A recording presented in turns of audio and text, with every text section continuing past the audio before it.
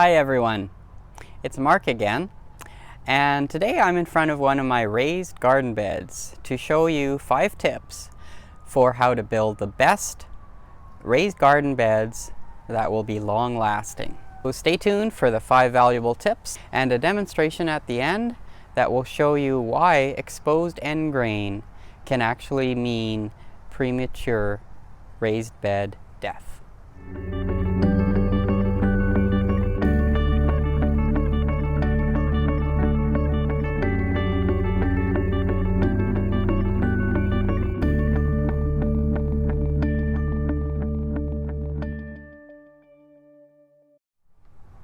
I'm not only a gardener, but I'm also a woodworker, and I especially like building with cedar, which is a native wood that's available here in the west coast of BC. But you don't necessarily have to be a full woodworker to be able to build strong raised bed if you follow these 5 tips. So tip number 1 is to actually place bricks under the corners of your raised beds. The raised beds in my case are actually supported on these bricks, and that helps to keep the bed sides from sinking into the soil, but it also protects the vulnerable end grain of the wood from getting too wet. You can see it's a little bit wet, but at least it has a chance to dry up and drain rather than sitting in wet soil all the time. The other thing that it actually does too is it makes it simply easier to level the beds, especially with the long beds that I have. It would have been pretty hard to level them if I had them sitting on top of the soil. I also have put, even though you can't see it from here, but I have put a brick in the middle of the long side as well. So tip number 2 is to use good, strong, sturdy lumber. And in my case, all of the sides are made with 2x6 cedar boards. So the beds that I actually replaced these with were originally 1x6 fir. They rotted away in no time at all. And then the other thing that I've done is I've used 2x4 cedar as braces on the corners to make them sturdy.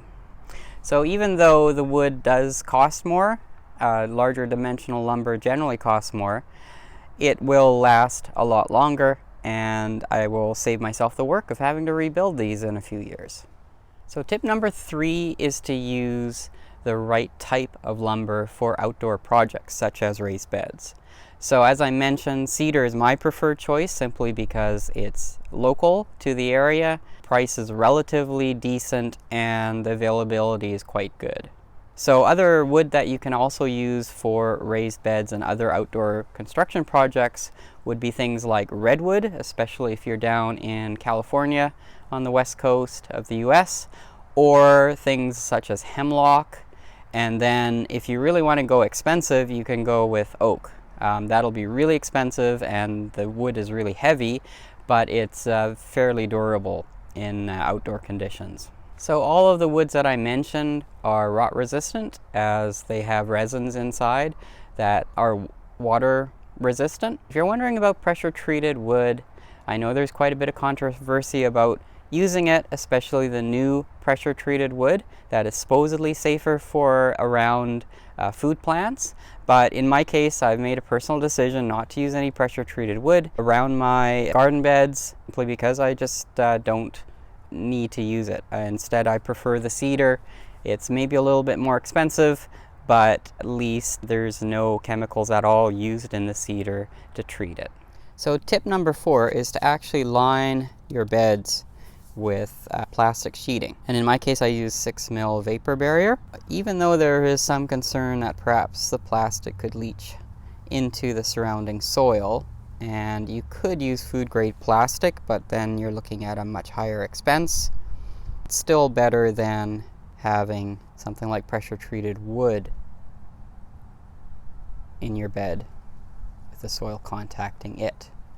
So the lining does help to prevent the wood from getting direct soil contact, which would make it rot out prematurely. So tip number 5 I've left to the last, but it is the most crucial tip of all.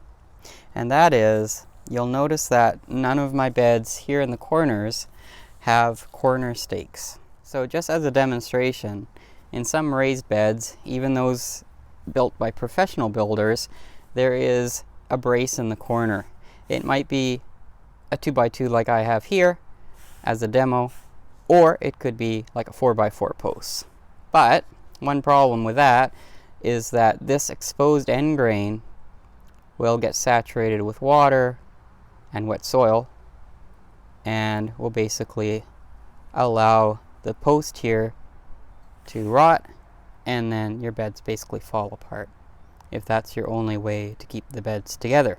And I've pulled the post out that I had in there. You can see it's a very short post, just as a demo, but you can already see that just by having it in there for just a few minutes, the bottom of the post is already getting wet and saturated with water from the wet soil it was in.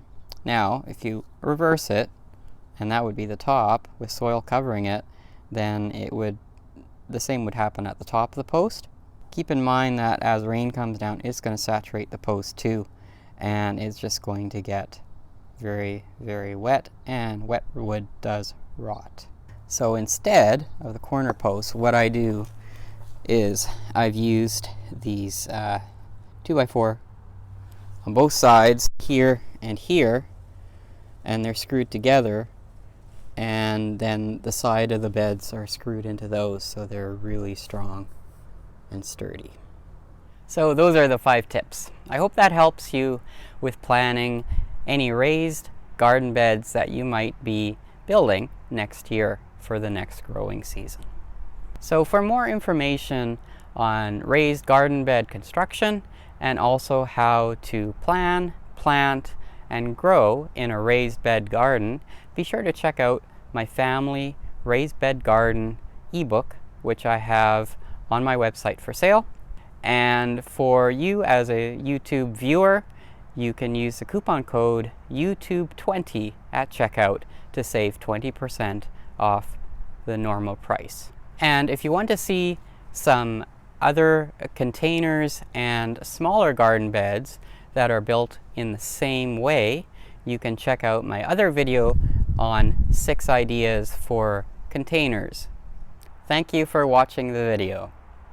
Be sure to like the video down below by hitting the thumbs up button, and be sure to also subscribe and hit that notification bell to be notified of new videos when they come out. Thank you for watching, and wishing you the best with building your new raised garden beds. Bye.